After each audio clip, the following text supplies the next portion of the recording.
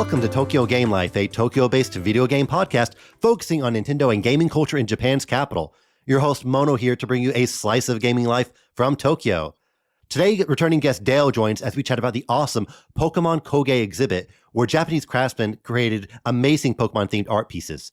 We dig into just how they were made, our favorite pieces, and give some souvenir tips. Plus, we also get into the latest Mario RPG, Mario and Luigi Brothership. Let's jump right into the feature about Pokemon Kogei with Dale.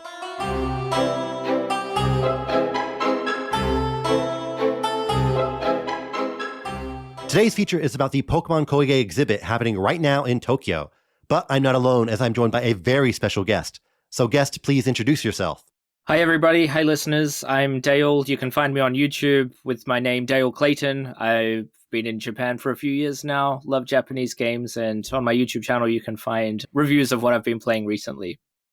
Yes, thanks for joining me yet again. And listeners, if you hear my voice because I have a cold and you're thinking, I'm not going to listen to this episode, go subscribe to Dale right now. You don't have to listen to the rest of the episode.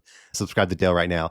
But if you can endure my voice, we're going to get into some really awesome subjects because Dale is staying on with us, not just for the Pokemon Kogei exhibit, but also Brothership and also the news. So last time you were on the podcast, we talked about the Pokemon Scarlet Violet DLC, and now we're back talking about Pokemon, but in a very different capacity. So to kick it off, give us the pitch. What is the Pokemon Kogei exhibit? Pokemon X Kogei is an exhibit that, well, before we call it an exhibit, let's call it a project. It started a few years ago, and the idea was to introduce traditional Japanese artisans to characters from Pokemon and combine the two. I believe, if I'm not mistaken, the purpose was to introduce younger people and all kinds of people to the worlds of Japanese craft using popular Pokemon characters. So, and I think that really worked on me because as like most of us listening, we've all grown up with Pokemon and liked it, but I had a curiosity about Japanese craft, and yeah, seeing the pieces on display with the familiar Pokemon characters was a great way to get into the world and learn a lot about Japanese craft. Yeah, I have a bit of background on the exhibit because I did indeed buy the exhibit book, which we'll talk about. And so listeners, if you hear me turning pages or if I knock over the microphone with my book, it's because of that. It seems like the idea, it was all the Pokemon Company. They visited the National Crafts Museum, which used to be in Tokyo, but now it's in Kanazawa. Yeah. And they approached them with the idea of creating Pokemon-themed Japanese handicrafts. Kogei translates to, I guess, like artisan craft or like industrial arts, that type of thing. The literal Japanese kanji is like make and then art. So think of it that way. And the Pokemon Company talked to the director of the museum, who is named Karasawa Masahiro, with the idea of this exhibit. And it doesn't seem like he's a big Pokemon fan, but in the book, he did say that he enjoyed Pokemon Go. And he was a bit confused about the initial pitch, but he became more interested once he connected the dots between Kogei, which is Japanese handicrafts, and Pokemon being made in Japan. So two uniquely Japanese things. Therefore, combining them made perfect sense. And it launched in early 2023 in the National Crafts Museum in Kanagawa, and it's made its way all across Japan and even Los Angeles. But the exhibit is happening right now in Tokyo until February. So listeners, if you're in Tokyo, you have quite a lot of time to check it out. But Dale, you've seen it before it hit Tokyo. How did you stumble across the exhibit in the first place? Yeah, I saw it at Atami Bijutsukan, Atami Museum in Shizuoka Prefecture during my summer break. I was there just to spend a few days on vacation and relax by the beach. I was surprised at myself not knowing that it was even on. I got off the train in Atami, saw the Pokemon flags decorating the city, and I thought, what is this? So I reshuffled my itinerary on a whim, bought a ticket to the museum. Luckily, it wasn't too crowded that day and I could get in.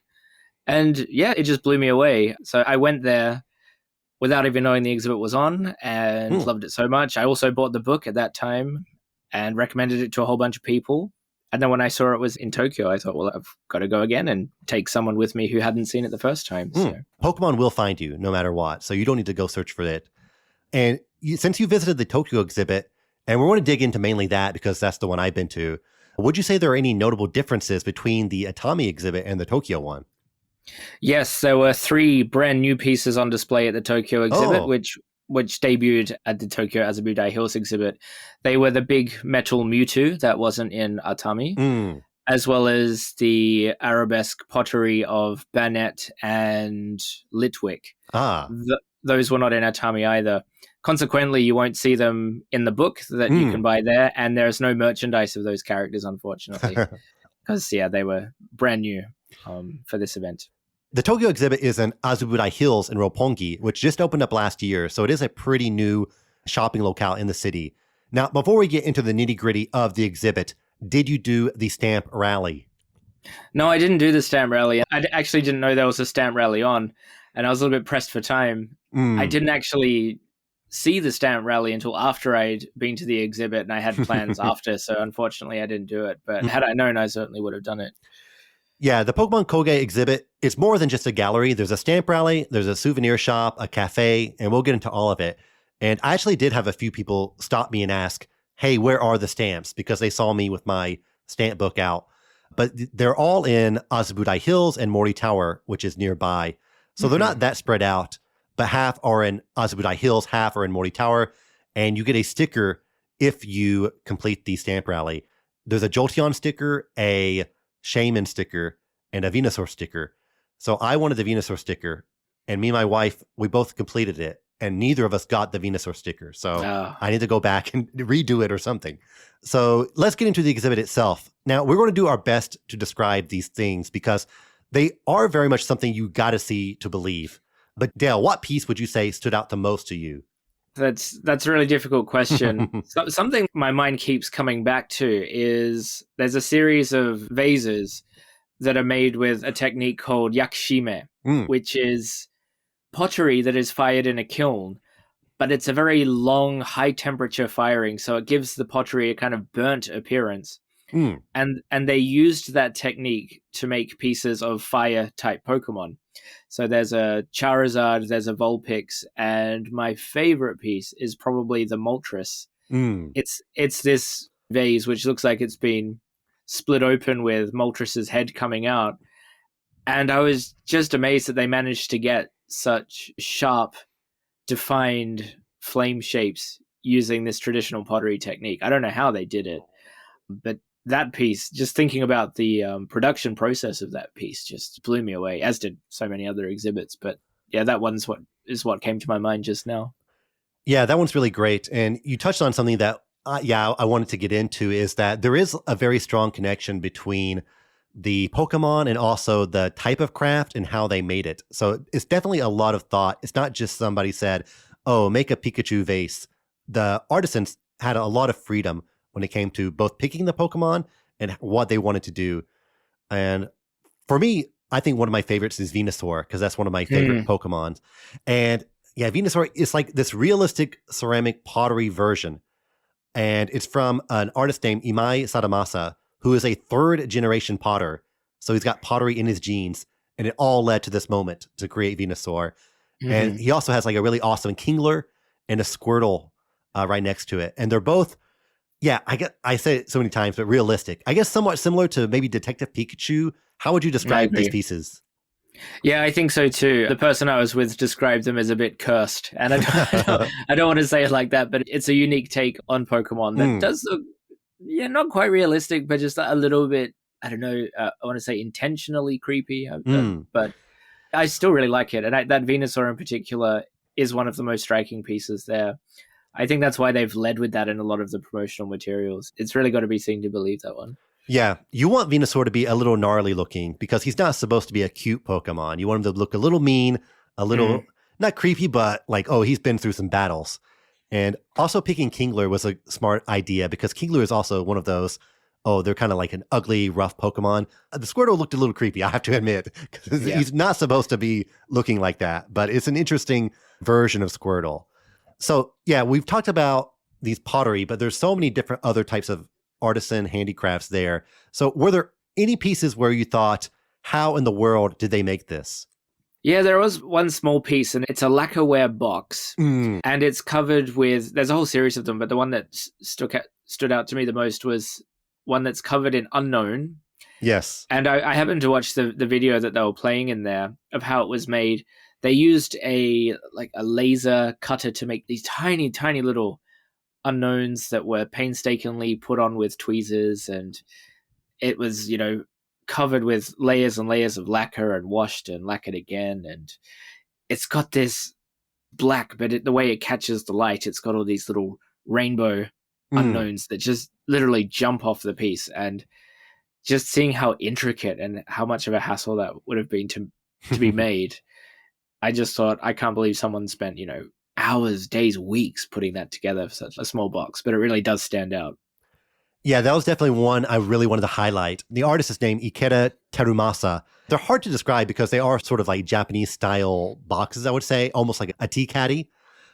So yeah, they're these small black boxes decorated with these bright, kind of almost holographic looking symbols and designs. Think of it like from a Pokemon trading card game, holographic material. And each little design is just so tiny. And like you said, the video, he has tweezers and he's putting on each individual one. It's just wild. I would give up after maybe like 2 or 3. There must be like over 1,000 on just one box? Yeah, I think so. Yeah. Each side has at least 200-300. So yeah, it must be over 1,000. Yeah. And yeah, the unknown one is really awesome because it looks like an artifact you would find in the game. So I thought it was very evocative that this person's pieces felt like almost like real versions of video game items. One thing that really stuck out in terms of like, oh, how did they even make this is the Eevee and the Evolution statues. Oh, yeah. I was thinking like, where do you even start when you are making something like this? And each piece, it does have like a placard there saying that what each piece is made out of. Like it will say copper and gold and whatever. But even if you know that information, I can't parse what's what. Can you describe the Eevee statues? What do you think they look like? Or how would you describe them? Yeah, it's very obvious that they're made of metal and they're shiny like metal. But for example, you look at the Flareon one, it's made of, I would liken them to fish scales or snake scales. All these tiny little pieces of metal that are in the shape of a flame. And I know that from reading the book, each one of those tiny pieces, it's about the size of a coin. The artist, first he made custom tools to press these pieces of metal into the desired shape, which was a flame. But not each piece of metal looks the same. Each one looks a little bit different. And then there are hundreds of them decorating this giant body of Flareon. So from a distance, it looks like a kind of rough, jagged, spiky looking Flareon. But you go up close and you can see that it's made of hundreds of, if not thousands, of these little metal flames. And the series is the same. Like the Vaporeon one kind of looks like shells. The Jolteon one looks like lightning bolts. Eevee's looks like the colorless energy symbol from the trading card game. And it's not until you get up close that you can see it. And these are by no means small statues either. So it once again reminded me of the painstaking process of putting it together. Yeah, I didn't even notice a lot of those details until I started to look at the book. And it does have a picture of the tools that he used to make it. So first of all, before you can even make the statues, you have to like hand make these special tools that I don't know if he'll ever use them again, but hopefully he can find another use for it. And yeah, the size is almost like it's life-sized versions of Eevee and Flareon. I was reading about the creator. His name is Yoshida Taichiro, and he's a metal worker. And it says he was kind of drawn to Eevee because he works with copper, and Eevee is sort of a brownish copper color. So it makes like perfect sense for him to make that. And yeah, that's one thing I really gained a greater appreciation for once I got the book, is that you do get a lot of background on each artist. And for many, the artist was just free to pick whatever Pokemon they wanted. Like the Gyarados and Kanto bug statues were chosen because the guy just liked those Pokemon. So were there any Pokemon you were surprised that were represented? Yeah, there were quite a few. There's a glass vase there that looks to be hand painted. I'm not sure the meaning of it, but it's a glass vase and it's clearly transparent and it's been painted. It's got a few random Pokemon on it that I would say not very popular. One of them is Garboda, the garbage bag Pokemon. So I was really surprised to see that one represented there, because a vase is a, object of beauty, and the transparent, almost stained glass effect is really beautiful and striking. And yet they chose the garbage Pokemon. I thought that was quite funny and quite ironic.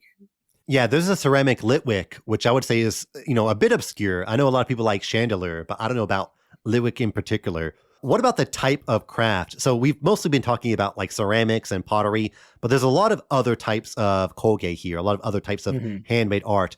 But so was there an object here that surprised you? It's like, oh, I didn't expect this type of object to be in the exhibit? Yeah, I think it was the kimono fabric. Mm. And from a distance, the kimono fabrics don't really look like much. If you were standing from a distance, you'd probably think, oh, this is part of another exhibit or something like that. But you go closer to it and you can see figures of Pokemon that have been hand painted onto the fabric itself at such a really tiny level, like hundreds, thousands, millions of dots on one piece of fabric. So that was something that really surprised me. And I think as I was there, a lot of people were almost, I would say, avoiding the kimonos or walking away from them because because they're not as striking as the big ceramics or anything like that. But that really surprised me. And I have a huge amount of respect for those artisans as well, just because, out of all of the different crafts on display, painting's probably the only one I've tried doing myself. So I can really, really respect, the level of commitment and detail required to do that. Yeah, some are really subtle. You have to be maybe 2 inches away from the kimono to actually see the pattern. There's one that's like interlocking haunters and Gengars that are just so tiny, almost like pixel art that you wouldn't notice unless you were specifically looking for it. And yeah, there's an Okinawa style kimono that utilizes the Bingata dyeing technique, which is again local to Okinawa, and it has a lot of Alolan Pokemon on it, which makes sense. So this is something I didn't expect to see there at all. And yeah, I do agree where, people are kind of hovering over towards the more, I guess, physical objects. And because those are, I guess, a bit more Instagrammable. There's, I want to say, over 20 artists represented. There's probably over 50 pieces. And they're not all Pokemon. There actually are 2 pieces that are based on the moves. One is Shadow Sneak, and I think the other one is Icicle Crash. That's right. What'd you think about these exhibits? Yeah, when I first went to the Atami Bujutsukan version, because that venue is a bit more open, larger, a bit more spread out, as I was walking past it, I actually had no idea it was part of Pokemon X Kogei. I thought it was some other piece of modern art that couldn't be moved and they had to put the exhibit around it. So when I finally got the book and read what that was, I thought, oh, it's Icicle Crash, the move that's been represented in art, and Shadow Sneak as well. The Icicle Crash is how would you describe it? It's like a bunch of different polygonal glass shapes that have been arranged in the floor. It's quite large as well. I would say it's, by like 2-3 meters lengthwise. So it's quite a large display of these blocky pieces of glass, which are meant to look like ice. And the Shadow Sneak one as well. If you didn't know what Shadow Sneak was, and I think even most people there can't really imagine what Shadow Sneak looks like in the game when you use it from memory. It's just this black lacquer monolith, it's taller than I am. And when I first saw that, I thought, I don't know what this is supposed to be. But after reading the book, I thought, oh, that's interesting. And they had a screenshot from the game and think, oh, okay, that's the shape of Shadow Sneak that's been made into a giant monolith. So those two are a little bit unusual, I think. Yeah, that's a really interesting idea. Is there a move you wish you would have seen here portrayed in ceramics or lacquer? The most iconic Pokemon move for me is Fire Blast. Oh, okay. The shape of that move is like the kanji for big. So it's always struck me the way that Fire Blast is used in the anime and some of the games where it's represented by that big kanji. I would have loved to have seen some, maybe orange glass in the shape of fire or something like that. Oh, that's cool. How about yourself? Maybe Swift, because I always thought, why is it just stars shooting out? I guess, are stars fast, or I don't know what it's supposed to convey, but that's just like a really unique, especially from the Generation 1, the animations were so simple, but Swift had this totally unique animation. So yeah, I would like to see, come up with Swift, like make a bunch of ceramic stars or whatever, but I want to see what they can do with it. So before we move on to the souvenir shop, are there any other pieces you want to shout out or something that people should definitely spend some time looking at before they move on? Yeah, we mentioned the Litwick earlier. That's part of a series by the same artist. I don't have the artist's name on hand, but they've also made Grookey, Sobble, Scorbunny, Banette in the same style. And once you get closer to those, these are more colorful, more intricately detailed kind of ceramics, the complete opposite of the fire type ones I was describing earlier, where they use a multitude of different colors and patterns, and there's a lot of gold on them as well. Yes, they do. That same artist does Shaman, which is also used in a lot of the promotional material. It's definitely one of the most striking pieces there. So I would recommend checking those out as well. Yeah, for me, I also really like the plates. They're like half Pokemon, half plate. and they're mostly themed after the water Pokemon. So one is like two Piplups, and they kind of blend in with the plate. Another one is Mantine, and Mantine also has like the Remoraid underneath the wing. So that was like, oh, okay, this person put a lot of thought into it. Make sure like every single inch was authentic. So yeah, those were really cool. We really just spend the entire episode just listing one by one and saying like just how amazing they are, because every single piece was truly mind blowing. Before we move on, if you could take for free one of these pieces home, which one would you be taking home? Oh, what would I take home? That's a hard choice. I think I would take Grookey. I've always been a grass starter man myself. I love Grookey, and I just love the way he's represented in that, shiny arabesque style. I would take Grookey home with me. Yeah, for me, I think I got to go with Venusaur, even though that thing is pretty huge, and yeah, he's ugly, but I don't know. I couldn't live without him if I had the chance to take him home with me. But you can take home some stuff with you, because there is a souvenir shop, and it's actually on a different floor from the exhibit. And they did check my ticket before I could go in. So maybe depending on the day, or I don't know if that's a hard and fast rule. I don't know if they just let you in there. But did you get anything at the souvenir shop, either in Atami or here, or did they sell anything that caught your eye? Yeah, I got some stuff at the souvenir shop the first time and this time. I believe to get into the shop, you do need to have a ticket. Okay. I know at Atami, that was the only way to get into the souvenir shop. It was in the same area as the exhibition itself. They just don't have enough space at Azabudai Hills for that. So yeah, the first time, of course, I got the book, I immediately wanted that. I did have a quick look through it a few months ago, haven't looked at it recently. But the book is definitely worth buying. I think if you are even the slightest bit curious about the process used to create some of these pieces, the book is a must-buy. And each page and each item has descriptions in both Japanese and English, so you don't need to worry about any language problems. The quality is great. It's got these silver edges on the pages, and the picture quality is outstanding. So I think the book is definitely a must-buy.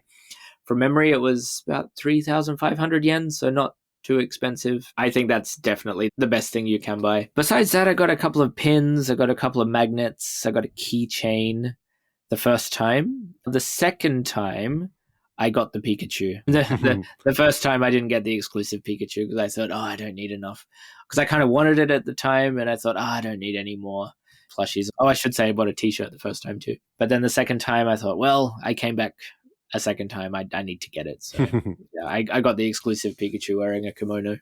Yeah, I also got the book, which I also really highly recommend. They have really good close-up photos of the exhibits as well. So you might notice something you didn't notice the first time you went there. And I also got the Kimono Pikachu plushie, because it is a unique item that's only sold here. And next to the souvenir shop is a small pop-up cafe. Did you swing by the cafe at all? I wanted to go there. It was completely... I went there on a Sunday, so it was completely full up, and there was a long line of people. And I thought about getting the takeout, but it just wouldn't be the same getting it takeout as opposed to dining in. So no, unfortunately, I didn't dine in the cafe, but I did want to. Yeah, the cafe is not all themed around Pokemon. Like, it's a normal cafe, but they also have a special collaboration menu, I would say. And they have a few like plushies around, but it's not like they totally changed the entire cafe to be like the exhibit. But yeah, I was able to enter, and I rested here for a little bit. I got an expensive Pikachu matcha latte, which is just a normal matcha latte, but it has Pikachu on the foam. And they also sell like a pancake type of thing and a Pikachu parfait, which looked pretty good, but I wasn't in the mood to eat it. But yeah, it's a very small collab. And if you want to eat something with Pikachu on it, this is your chance. But otherwise, it's pretty skippable. So, did that come with a placemat? Oh, yes, actually it did. If you order something, you get a placemat, which is just like a plastic mat. I have no idea where that thing is now, to be honest. I think I took it home, but who knows where that is. But yes, you do get a placemat. So Dale, would you recommend people visit the Pokemon Kogei event? Absolutely. Yeah, I was blown away the first time and more than happy to go back a second time. And something I think it's worth stressing here is that it is a genuinely interesting look at Japanese traditional handicraft. When I was going the first time, I thought, it might be a little bit tacky, because a lot of these things tend to be like that. I'm thinking of something that happened a few years ago. Pokemon did a collaboration with a museum where it was like Pokemon fossils. And Oh, yes. I thought, oh, is that really educational? Is that really useful seeing like plastic fossil Pokemon? But no, this is the real deal. It's not tacky in any way. It's incredibly worthwhile visiting. Even if you're not a Pokemon fan, I think there is enough there about the traditional Japanese handicrafts that will keep you interested. Yeah, I had a lot of fun, and every single piece is worth checking out and examining up close. It's a very impressive event, and it really does go beyond a lot of the typical collaborations we often see. So yes, both Dale and I highly, highly recommend if you're in Tokyo from now until the end of February, I believe. So definitely spend some time to check it out.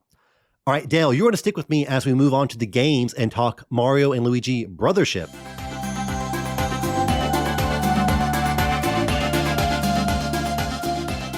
All right, now we're going to get into the games with Mario and Luigi Brothership, the newest entry in the long-running RPG franchise.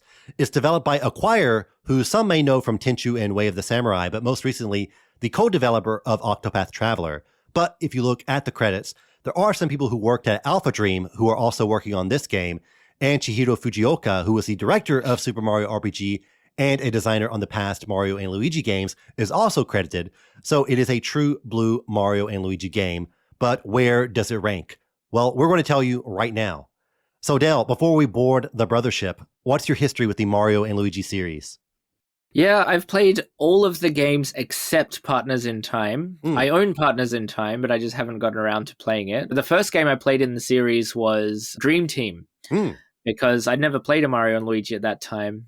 And at that time in my life, I was studying abroad in China, where I just had nothing to do. The only thing I had to entertain myself was my 3DS. So I thought, okay, let's download Mario and Luigi. I'm sure it's not going to be that good. But I really loved it at the time, and it got me into the series.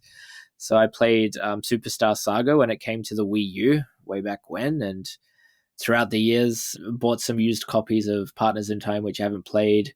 Bowser's Inside Story, the 3DS version. I haven't played the DS version. The remake of Superstar Saga and Paper Jam. So yeah, that's it. I've played all of them except the original Bowser's Inside Story and Partners in Time. Okay.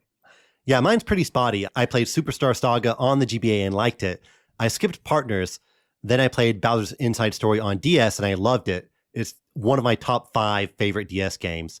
But I skipped the 3DS games, so it's been about 15 years or so since I last played a real Mario and Luigi game.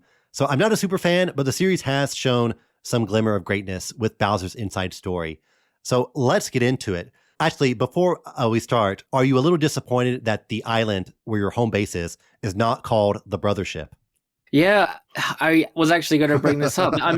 I'm really surprised that that's the name of the game that they chose, because that combination of 2 words does not appear in the game at all as far as I've played. I'm about 35 hours into it. But that combination of words hasn't come up, which is fine, but you would expect it to be the name of the ship. And something that does disappoint me about the title is if you look at some of the European languages, it has a completely different title. In Spanish, it's called Connection Fraternal, which I guess you would translate into English as Brotherly Connection or something like that. And I think that's a much better name. The choice of the title Brothership, and it's called Brothership in Japanese too. Yes. Just a little bit unusual for me. It is a good word. So I was like, oh, what is Ship Shape Island? Why are you calling it this? Brothership, you already figured it out. You don't need to make another name for this island. So you are 35-ish hours in. I'm about 9 hours in. So you're ahead of me. What has your experience with the game been so far? I mean, to be honest, I'm pretty mixed on this. Like I said, I've played most of the Mario and Luigi games and enjoyed the most, but playing this one, it's really noticeable that the development studio has changed and the hardware has changed significantly too, moving from portable systems to a home console. So it's a bit of a rough transition between portable software to home consoles and from one studio to another. Yeah, I've put about 9 hours into the game and I'm mostly mixed on it, but I do think it's getting better. But since you're much farther ahead of me, maybe it doesn't get better. I like a lot of the ideas in the game, like the battle plugs, which is genuinely a really fascinating feature that I dig. And the traversal skills are fun to use. But the pacing is really slow. The pacing is horrendous. You don't get the hammer until about an hour in, and you don't get the battle plugs, aka my favorite part of the game so far, until about 5 hours in. You also agree the pacing is very slow. When do you think does it ever speed up, or is it just kind of like that the whole game? I'm going to hazard a guess that I'm about 80-90% through the game. I think I'm near the end. I don't think the pace starts picking up until about 50% into the game. It's really slow getting going. If you look at the world map, you can see that it's divided into 4 big areas and 1 small area. And I felt like it didn't start getting good until the 3rd area. Those first 2 main chapters of the game felt really slow, really repetitive, like a real slog at some point. And I agree, the battle plug system is actually quite fun once it gets going. When you do finally get it, you only get 2, I think they're called power taps. Yes. And just a very limited selection of battle plugs. And then it's not until about 25 hours in when you get a few more battle taps and a few more plugs where you can really start customizing it and figuring out how the different combinations work, where it's like, oh, okay, this is really fun battling. It takes so long to get to that point.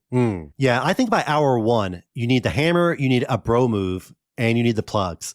If you introduce all that by hour 1, by hour 5, I think you will have built up a good rhythm and started to delve into the game's customization options. But I do want to get into the battle plugs because I think we both agree that is maybe one of the highlights of the game. So how would you describe the battle plug mechanic? They're kind of like, let's call them badges that only work during battle. And they have cooldowns as well.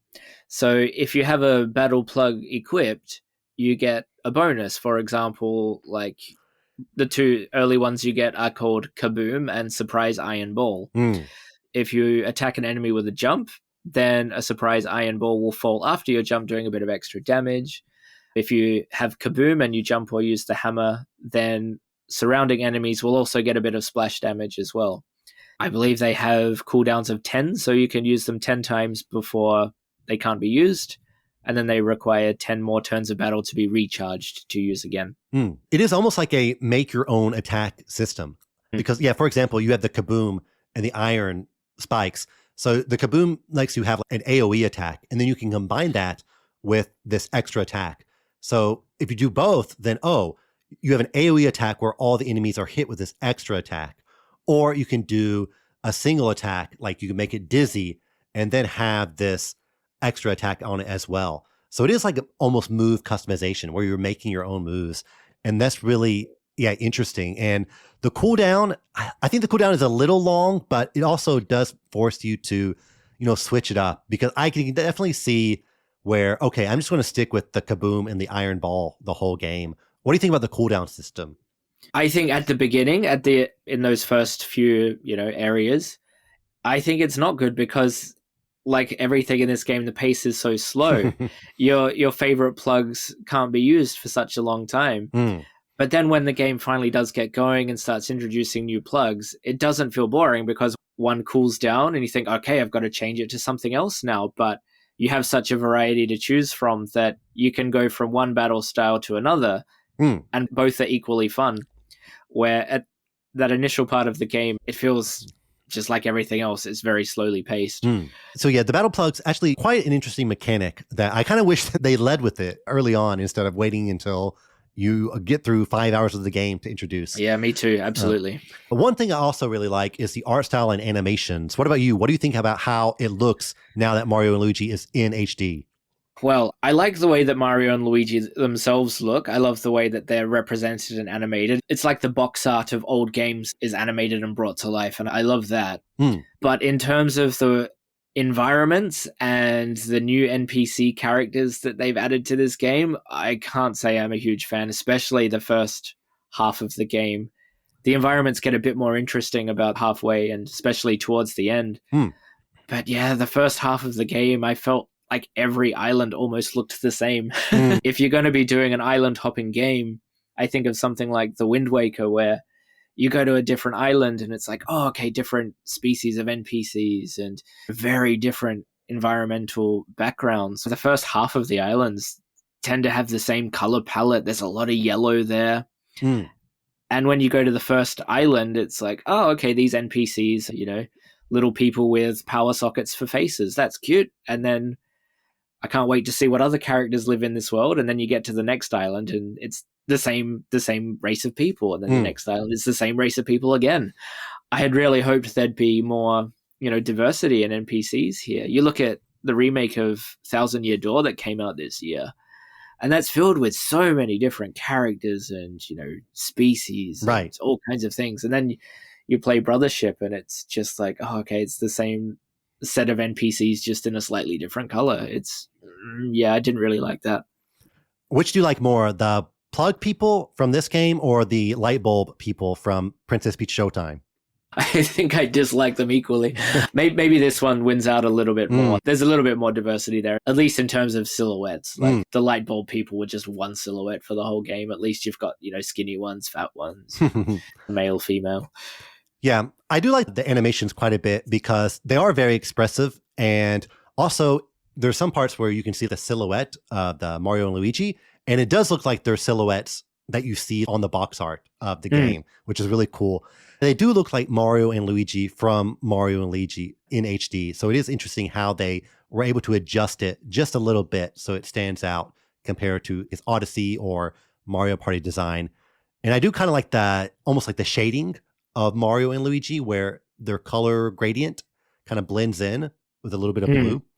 Since you started with the 3DS game, so maybe you're not a purist, but I always preferred Mario and Luigi with the socks and with the black emblem on their hat. Do you care about that at all, or do you wish they went back to it?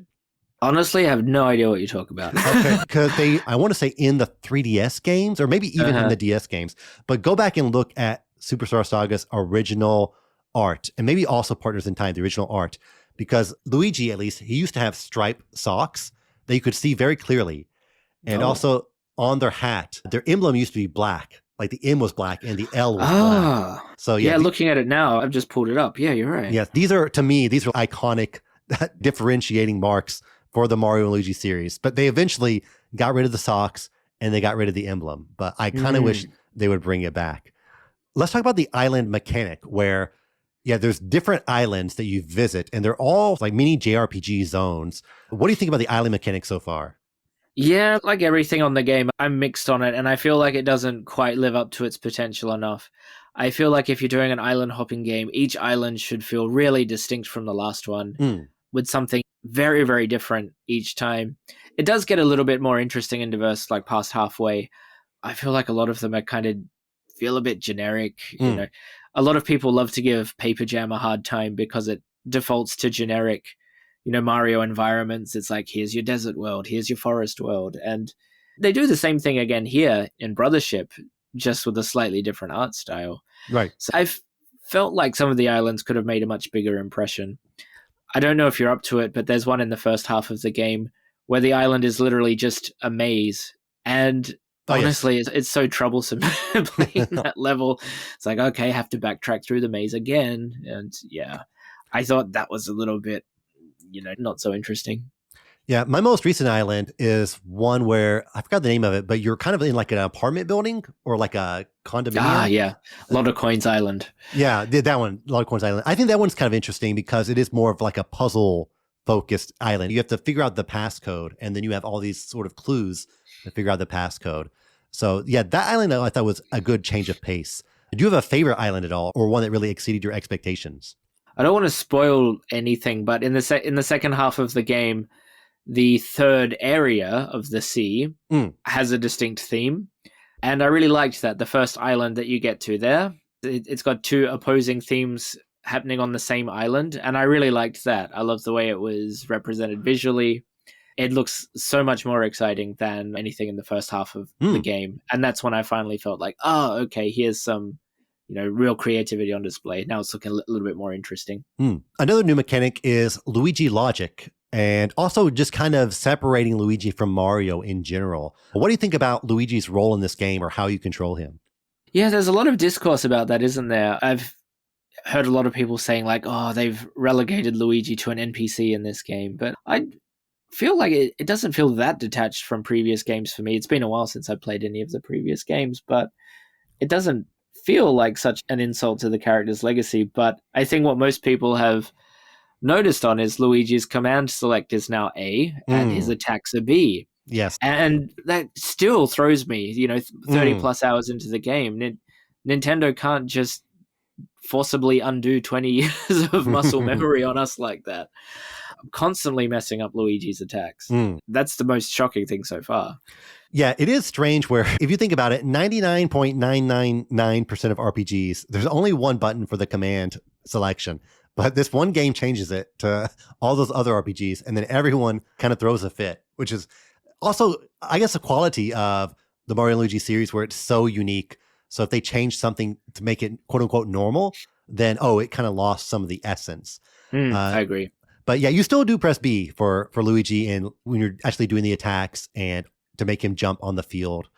And also they've introduced, I don't know if this was in the past games as well, but you do L button as well, which I guess that's his button.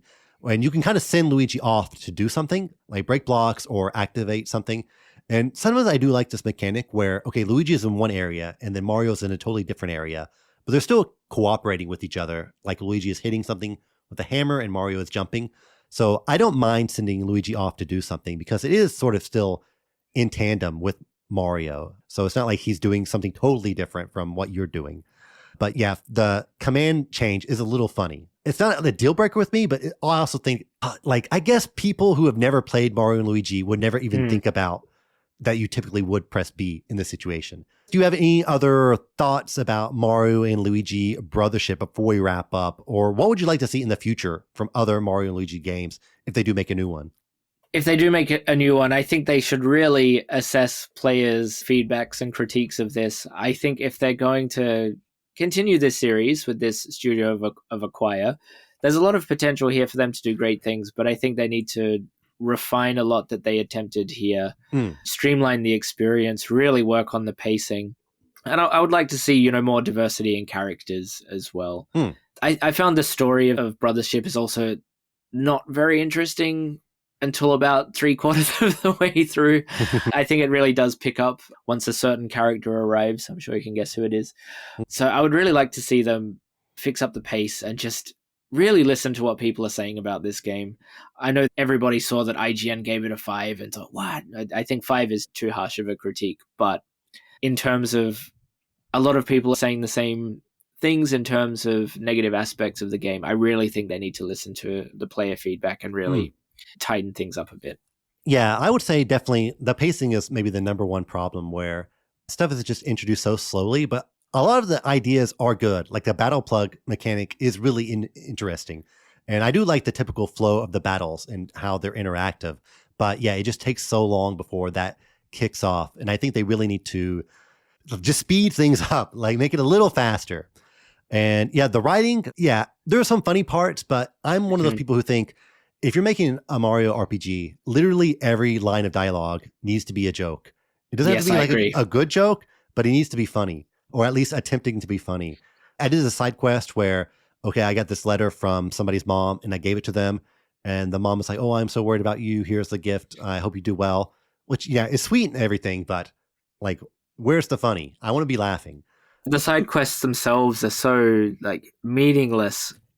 And they add almost nothing to the world, nothing to the story. At least if you're doing them, I want to hear something funny and entertaining. So I'm glad you touched on that. Luigi's funny. Bowser's funny. Peach can be funny. There's some other cameos that are also... There's a cameo that showed up on the Maze Island that you said. Yeah, I love that one. I thought that was funny. So yeah, more funny, please. I don't need... That's been the funniest part of the game. Yeah. I don't need any heartfelt feelings. I just want to laugh. I do want to kind of stick with it because it is getting a little better for me, especially like the last island. But I did just get Dragon Quest 3, so let's see if I can balance both or if I just get sucked into Dragon Quest 3. I bought it too, but I've made the promise to myself I'm not going to start Dragon Quest until I finish Brothership. So out of the count them, 3 Mario RPGs released in the past 365 days, I want you to rank them right now, 1, 2, 3. First, Mario RPG. I love that remake, love how beautifully they touched that game up. The foundation of that game is just rock solid, so that's just perfection for me. Then Thousand Year Door, almost the same. Like that's an incredible remake and remaster of an already excellent game. And then with a big gap between them, Mario and Luigi Brothership. It falls a lot further down than the other two. I hate to say it, but yeah, there's a pretty big gap between them. Yeah, I would also go one Super Mario RPG, which actually I didn't play it as a kid, only like a little bit. So I kind of went with it almost as if it was a new game. And it really did blow me away. So that is really a timeless game. And then, yeah, Paper Mario Thousand Year Door, which I do enjoy, but I do like the first Paper Mario more. And then, yeah, I would rank this one number 3. I have a note here because you recently reviewed Metaphor Refantasio on your YouTube channel. So do you think Hulkenberg could fit in the world of Mario and Luigi? Oh, I'd love to see that. Mario and Luigi and Hulkenberg, or Mario X Metaphor. I think it would really work well. I would love to see characters in highly detailed anime art style shake hands with Mario. That would just be amazing. You never know. All right, so those are our thoughts on Mario and Luigi Brothership. Maybe a little below our expectations, but there are some good things. Listeners, there's definitely more than enough Mario RPGs on the Switch to check out if you're not gelling with this one. All right, so we are going to move on to the news.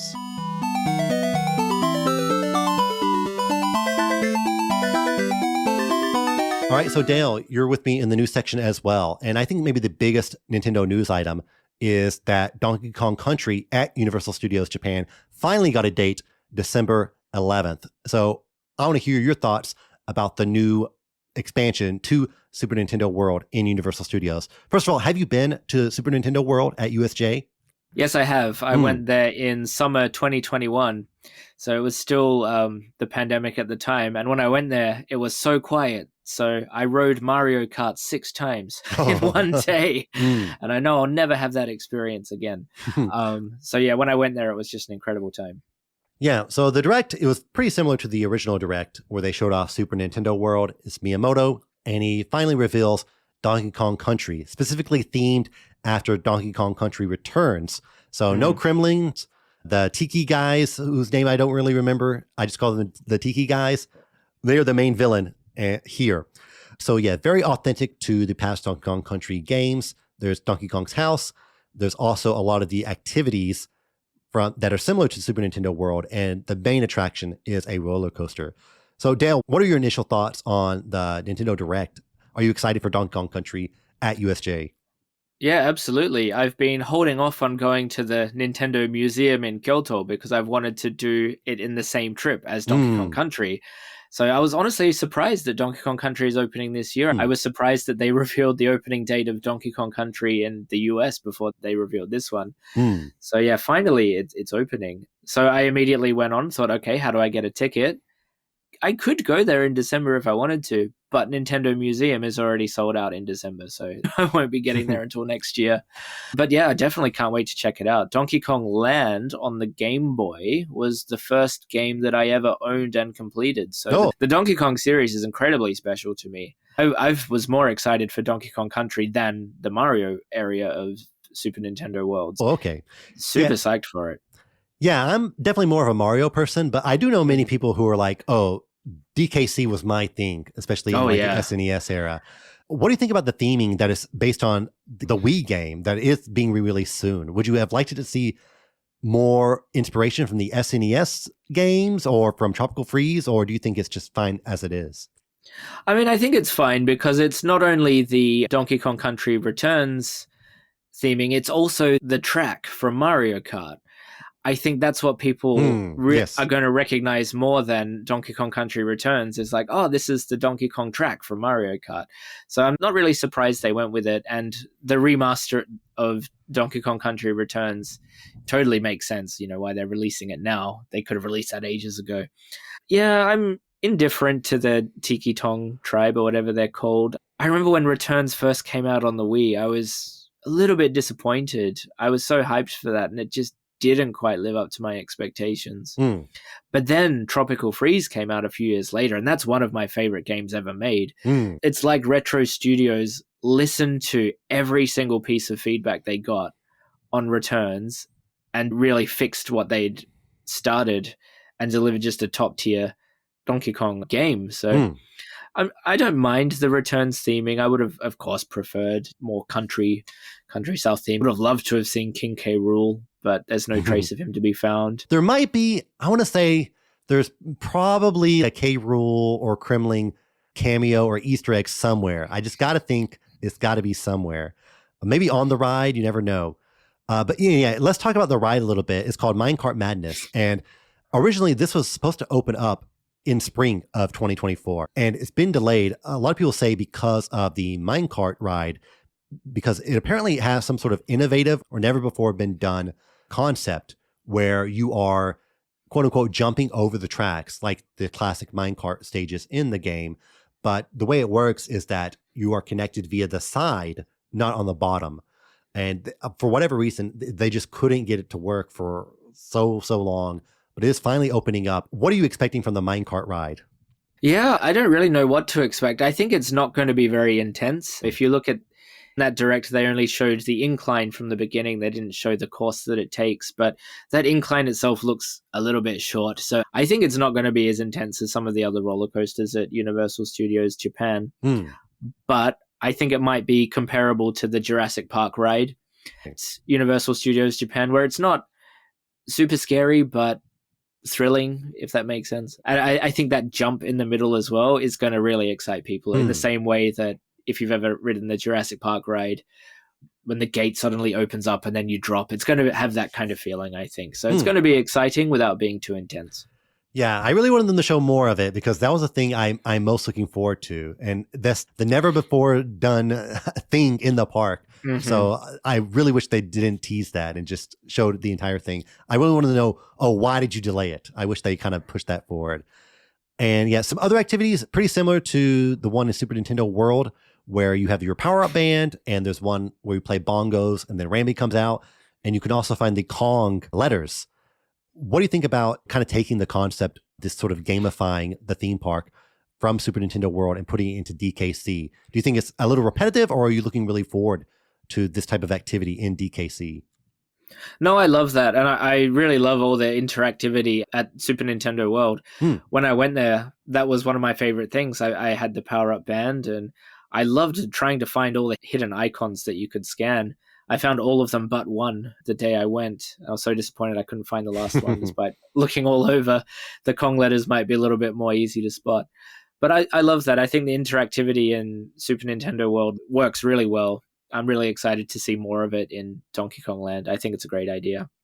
Yeah, I know some theme park purists kind of don't like it because if you go on a busy day, you are waiting in line for quite a while just to do like a 5-second mini game.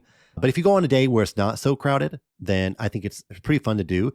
At the very least, opening up this Donkey Kong area, that will at least take some people out of Super Nintendo World into the Donkey Kong area. So I think both areas will be a bit more manageable, even on busy days. They have a souvenir shop themed after Funky Kong's airplane. So far, it just seems like they sell Donkey Kong and Diddy Kong plushies and things like that. I kind of wonder, are there deeper cuts in here? Can I buy a Cranky Kong piece of merch? Can I buy something from Candy Kong? Or is it just thousands and thousands of Donkey Kong plushies?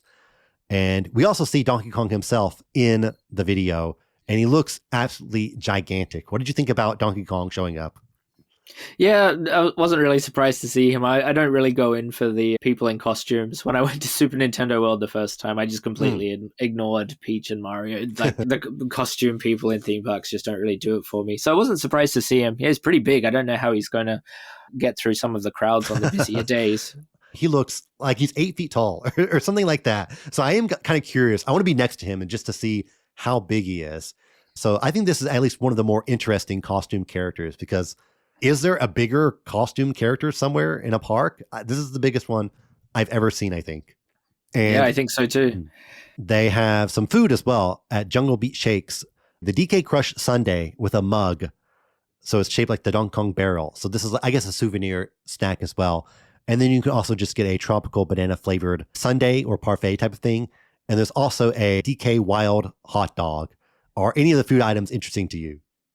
Yeah, that hot dog is wild. The way that it's arranged, they look like tortilla chips that are sticking out, look like the sparks that come off of the minecart ride. I really, hats off to whoever designed that. It's a bit of a cursed food item, but I can't wait to try it. Yeah, for me, I think the sundae that comes in the barrel is kind of a good item because, the barrel mug is, I think, a pretty good souvenir. I just want to bring that home and then drink matcha latte out of my DK barrel mug. That seems like a good idea. So yeah, it opens up December 11th, pretty soon. I'm also like you, where I'm trying to plan a Nintendo Museum and Donkey Kong Country trip at the same time, since we both live in Tokyo. So we can't just swing by Kansai every other week. So we have to really, really plan. And I did apply for the lottery for February for Nintendo Museum. So depending on that, we'll see if I can head over there soon. So next bit of news, Super Mario Marunouchi Bright Holiday. In Marunouchi around Tokyo Station, they have a Super Mario themed Illumination event, Illumination aka Christmas lights, where several department stores in the Marunouchi area have Mario themed displays. And there's also, of course, a stamp rally, and some of the shops are selling special Mario themed souvenirs, and some of the restaurants also have Mario themed food. So have you seen this event yet? I've seen the advertising. I haven't been to it yet, but I'm looking forward to going there. It looks like a lot of fun. It looks like they've put in a lot of effort into the illuminations as well. Yeah. Yes, until January. So yeah, you have quite a long time to check it out. Have you ever been to this Marunouchi area before for the illumination? Because it is sort of a famous spot for illumination because they have gold lights across the main Nakadori street. Yeah, I've been there a couple of times. So yeah, I know what to expect in terms of the outdoor illumination, but this, Mario one, I'm not really sure what to expect. Yeah, I've seen a few pictures online from people who have already been to it. And yeah, it does look quite nice because there's like a main Mario area and there's a few Christmas trees scattered around. And all the ornaments are like the Snowman Mario and the Snowman Peach. And there's a Yoshi themed one. There's a Toad themed display. So it definitely seems like they went kind of all out for this one. Yeah, it really does look like it because they've got big cutouts of Mario characters, and some of those renders, I don't think I've seen them anywhere before. So yeah, it's definitely worth checking out. Yeah, every now and then you'll see a really new Mario render. And I kind of wonder, what is the workflow for that? Because it's like, okay, we need a Mario holding a Christmas present render done by this month. So get on it. This is pretty new. I don't think there's ever been like a Nintendo themed illumination event. There's been some past ones I've seen. There's Harry Potter themed ones. I saw a HoloLive themed one year. So what other Nintendo franchises would you like to see have a Illumination crossover? I think I'd love to see Kirby. Kirby's quite a special series for me.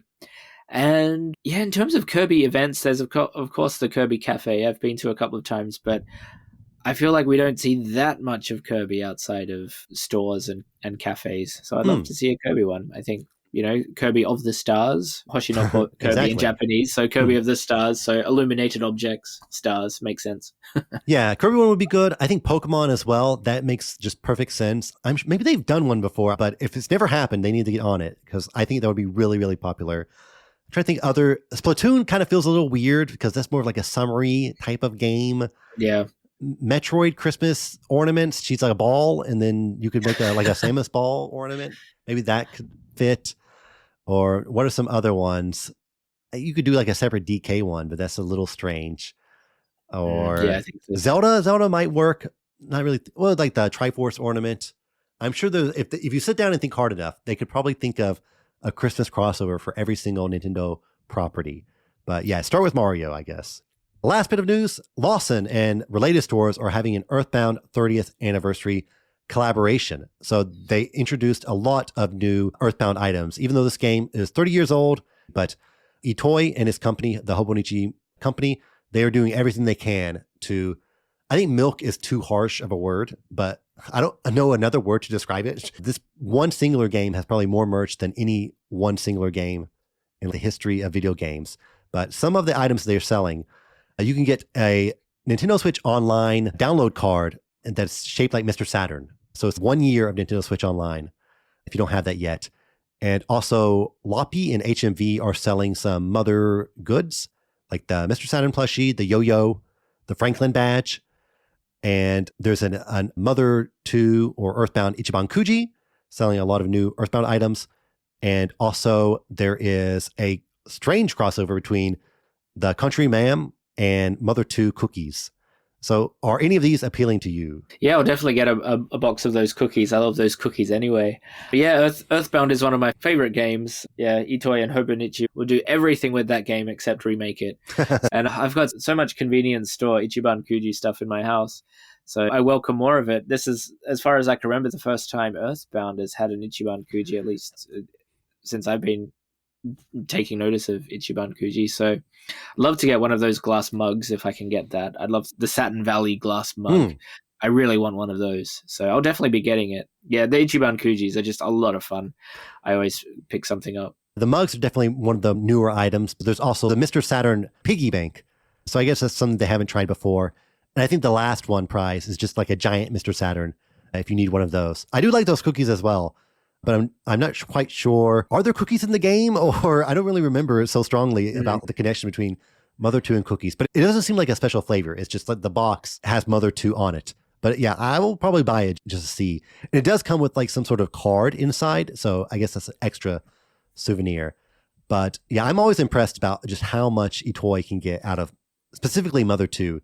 Is there a piece of Mother 2 merch you would like to see that they haven't gotten to yet? I mean, there is one that exists, and it's the Mother 2 New Era cap. I keep holding off buying it each time the Mother pop-up store comes to Shibuya. I always look at it and think, oh, I'm going to buy that, but it's like 12,000 yen. I'd love to get that, but something that hasn't been invented yet. Let's see, does anything come to mind? I'm trying to think of something iconic. Okay, the final boss of Mother 2, Gigas, I'm not sure if I'm pronouncing it correctly, yes. But I would love to see them lead with that really creepy, distorted face on a towel. I think that's what I want. There's no shortage of like Mother events or Mother merch in Japan. So if you're a hardcore Mother fan, move to Japan as soon as possible. All right, so that's it for the news section. And Dale, thank you so much for being with me the entire episode. This is a rarity, so I really appreciate you coming on for the whole thing. So Dale, once again, where can people find you? Yeah, please find me on YouTube. My channel name is my full name, Dale Clayton, DPG. You'll find me there. Yeah, recently I posted reviews of Metaphori Fantasio, Legend of Zelda Echoes of Wisdom, Mario and Luigi Brothership's review will be coming hopefully next week. And after that, Dragon Quest III HD 2D. So if you're interested in Japanese games and, you know, whether or not you should play them or buy them, please check out my channel. Yes, an easy subscribe. You definitely pump out a lot of content and very good quality. If you want a good review channel, definitely check out Dale's YouTube channel. It comes highly recommended. Thank you. All right, let's wrap it up. Thanks as always for listening. Be sure to like and subscribe to this podcast on your favorite app. Leave a 5-star review as well. It really helps with visibility. This podcast is also available on YouTube, so like and subscribe there as well.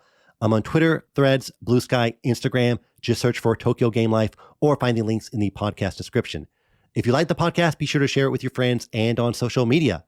If there's anything we want to talk about or cover, don't be shy. Just feel free to message me. The next episode will be on December 1st. See you next time. Matane.